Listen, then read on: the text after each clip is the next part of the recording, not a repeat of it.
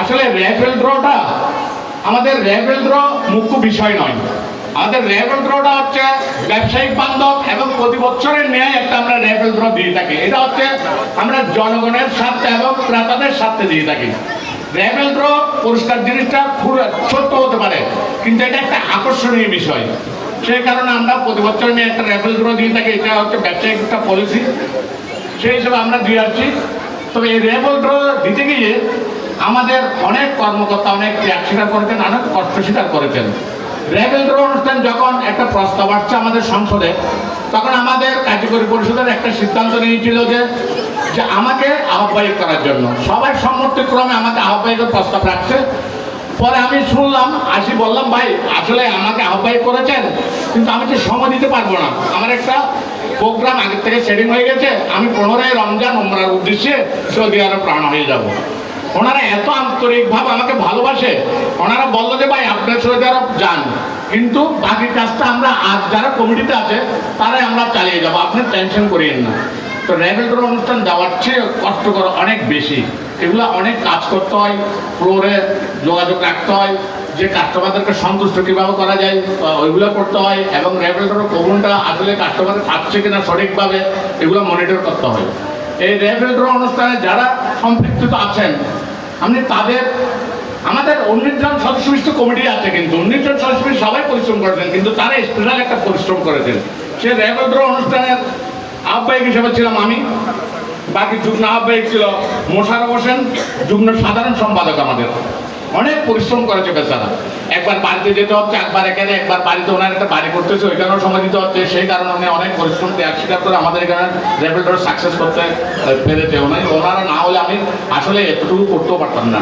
পরে আসে এখানে আছে মোশাররফ হোসেন দুলাল, মুস্তাফিজুর রহমান দুলাল যুগ্ম সাধারণ সম্পাদক, উনি যুগ্ম আহ্বায়ক। সদস্য হিসেবে আছেন আমাদের মোহাম্মদ জাফর ইকবাল দপ্তর সম্পাদক, মোহাম্মদ আলমগীর হোসেন সাংগঠনিক সম্পাদক, মোহাম্মদ আব্দুল মোনাফ দপ্তর সম্পাদক, মোহাম্মদ লোকমান প্রচার ও প্রকাশনা সম্পাদক, মফিজুর রহমান সাগর ধর্ম সমাজ কল্যাণ সম্পাদক, আব্বাস উদ্দিন ক্রীড়া গ্রাহক সভা সম্পাদক, জাহিদ হাসান নির্বাহী সদস্য, মোহাম্মদ আলমগীর হোসেন সদস্য সচিব ফার্স্ট ফ্লোর, মোহাম্মদ শামীম হোসেন সদস্য সচিব গ্র্যান্ড ফ্লোর, মোহাম্মদ তরুল তাইয়ুম তসলিম সদস্য সচিব গ্রাউন্ড ফ্লোর। এই 12 জন লোক যদি পরিশ্রম না করতো, আজকে এই র্যাফেল ড্র অনুষ্ঠানটা আমরা সাকসেস করতে পারতাম না। যথেষ্ট পরিশ্রম করেছে, যথেষ্ট সময় দিয়েছে। ওদেরকে আমি শুধু ধন্যবাদ জানিয়ে ছোট করবো না, ওদের কাছে আমি কৃতজ্ঞ থাকবো যে ওনারা এবার পরিশ্রম করে আমার নামের উপরে যে এই র্যাফেল ড্রটা করেছে ওনারা। তো এই জন্য ওনাদেরকে ধন্যবাদ। ভাই যেটা বলতে চাচ্ছিলাম, ব্যবসায়ী ভাইরাও আমাদেরকে অনেক সহযোগিতা করেছে। ব্যবসায়ী ভাইরা না হলেও এই র্যাফেল ড্রটা হতো না। প্রত্যেক ব্যবসায়ী ভাই আমাদের সাথে সহযোগিতা করেছে, এটা একদম বাস্তব সত্য কথা। র্যাফেল ড্র যে সহযোগিতা করার কারণে আজকে এতগুলি কুপন আসছে, এখানে প্রায় লক্ষাধিক কুপন এখানে আসছে। প্রত্যেক কাস্টমারকে কুপন দিয়েছে, কুপনের প্রাইস পাওয়া না পাওয়া এটা ভাগ্যের বিষয়, কিন্তু প্রত্যেক ব্যবসায়ীরা আমাদেরকে সহযোগিতা করেছে। দর্শকদের চিন্তা করে, আমরা গ্রাহকদের চিন্তা করে আমরা ওই সময়টা ধৈর্য ধরতে পারতেছি না বিদায় আমরা 3টা প্রাইজ রয়ে গেছে অলরেডি। অলমোস্ট 38টা প্রাইজ আমরা তুলে বিতরণ করে ফেলেছি। 3টা প্রাইজ আছে, ওইটা আমরা আমাদের যেমন ভারপত্র হিসাব আছে, বিশেষ অতিথিরা আছে, ওদের মাধ্যমে তুলে আমরা সমাপ্তি ঘোষণা করবো। পরে আসি ভাই, আমাদের মার্কেটের একটা সুনাম আছে। আপনারা মার্কেটে ব্যবসা করতে সবাই কিনতে আসবেন, অবশ্যই আমি বিশ্বাস করি। যেটা আমাদের হাবিব ভাই একটু আগে বলে গিয়েছিল ওনার বক্তব্যে, যে ওনাকে আমি অন্তঃস্থল থেকে ধন্যবাদ জানাই। বিভিন্ন মার্কেটের উদাহরণ দিয়ে উনি কিছু কথা বলেছেন, বিভিন্ন মার্কেটের প্রাইস আর আমাদের মার্কেটের প্রাইস নিয়ে উনি কথা বলেছেন। উনি অথচ একটা মার্কেটের সাধারণ সম্পাদক, কিন্তু আরেকটা মার্কেটকে উনি ব্লাইন্ড সাপোর্টিং দিয়ে বক্তব্য রেখেছেন। ওই জন্য ওনাকে আবারও আমার ব্যবসা কল্যাণ সমিতির পক্ষ থেকে ধন্যবাদ। কি বলেছেন উনি? বলেছেন যে প্রাইস দিয়ে আপনি এখান থেকে একটা জিনিস কিনবেন, সেম জিনিস অন্য মার্কেটে যান 3 গুণ বেশি দাম। কেন আমাদের এখানে কম? আমরা হচ্ছে আসলে গরিব একটা মার্কেট, আমাদের মার্কেটটা এখানে ইন্ডাস্ট্রিয়াল জোনের এরিয়ার মধ্যে। আমরা প্রাইসটা রিজনেবল রাখার চেষ্টা করি, যে রিজনেবলের কারণে আমার মার্কেটটা অনেক উন্নতি করতেছে। প্রথম অবস্থায় আমি 2007 সালে পজিশন সেক্রেটারি ছিলাম, এটা আমার হাতে করা মার্কেট। ওই মার্কেট আজকে এক একটা দোকানের দাম 1 কোটি টাকা হয়ে গেছে, কারণ কাস্টমারদের কারণে। আপনারা আসছেন বিদায়, সবাই করছেন বিদায় আমার মার্কেটের মূল্যটা বেড়েছে। তো আমি আপনাদের কাছে অনুরোধ জানাবো, আপনারা আমাদের মার্কেটে সবসময় আসবেন। যে কোনো বিষয় আমরা মার্কেট সমিতি আছে আপনাদেরকে সার্ভিস দেওয়ার জন্য প্রস্তুত। যেমন এই যে হাইপাই বলেছে, আর হাইপাই কয়েকটা উদাহরণ দিয়ে বলেছে যে একটা জিনিস নিয়ে গেলেন হয়তো সাইজ হচ্ছে না, চেঞ্জ করতে আসার জন্য উনি ব্যবসায়ী ভাইদেরকে অনুরোধ করছে ওইটা চেঞ্জ করে দেবেন যাতে মার্কেটে সুনাম থাকে। এভাবে আমরা মার্কেটটা পরিচালনা করে আসতেছি। তো পরিচালনা করলে তো আমরা বড় কিছু করতে পারবো না আপনারা না আসলে, ক্রেতা না আসলে ওই মার্কেটের কোনো দাম নাই। ব্যবসা করতে গিয়ে ব্যবসায়ীদের সহযোগিতা হচ্ছে একমাত্র ক্রেতা সাধারণ। তা আমি আপনাদের কাছে অনুরোধ জানাবো, আপনারা অলওয়েজ আমার মার্কেটে আসবেন, ক্রয় কেনা করবেন। যে কোনো সমস্যা কোনো অভিযোগ থাকলে আমাদের সমিতি অফিসে আমাদের কাছে আসবেন, আমরা অবশ্যই সলভ করবো।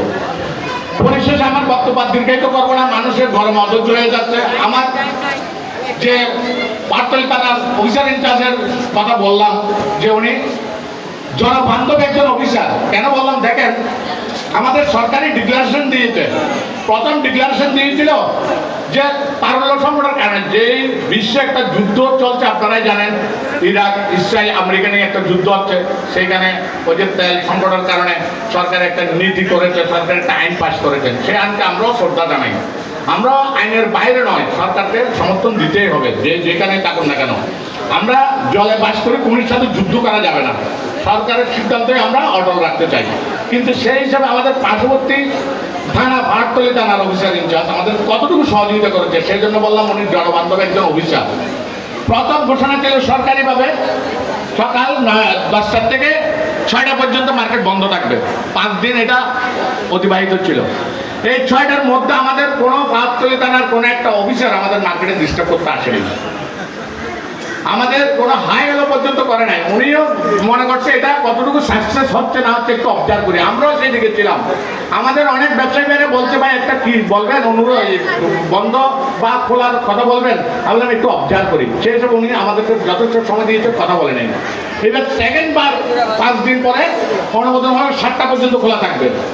এই 7টার মধ্যে আমরা দোকান এখনো মার্কেট বন্ধ করে 8টা 8:30 বেজে যায়, 8টা 8:30 বেজে যায়। কিন্তু উনি তো আসলে সরকারি একজন চাকরিজীবী, উনি তো যে দায়িত্ব নিয়ে কিছু বলতে পারবে না, কিন্তু উনি দেখেও না দেখার মতো ভান ধর অবাল্য করে যাচ্ছে, সেটা আমাদের জনবান্ধব হিসাবে সেই সুযোগ সুবিধা উনি দিচ্ছে।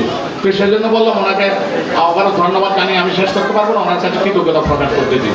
তো পরিশেষে আছে আসলে আপনাদের সময় নষ্ট করবো না, যে প্রাইসগুলো আমরা দিচ্ছি বা যে প্রাইসগুলো আমরা ঘোষণা করেছি, যারা এখানে উপস্থিত আছেন উপস্থিত হিসাবে আমরা তো বন্টন করে দিয়েছি, আর বাকি প্রাইসগুলো আমাদের অফিসে থাকবে।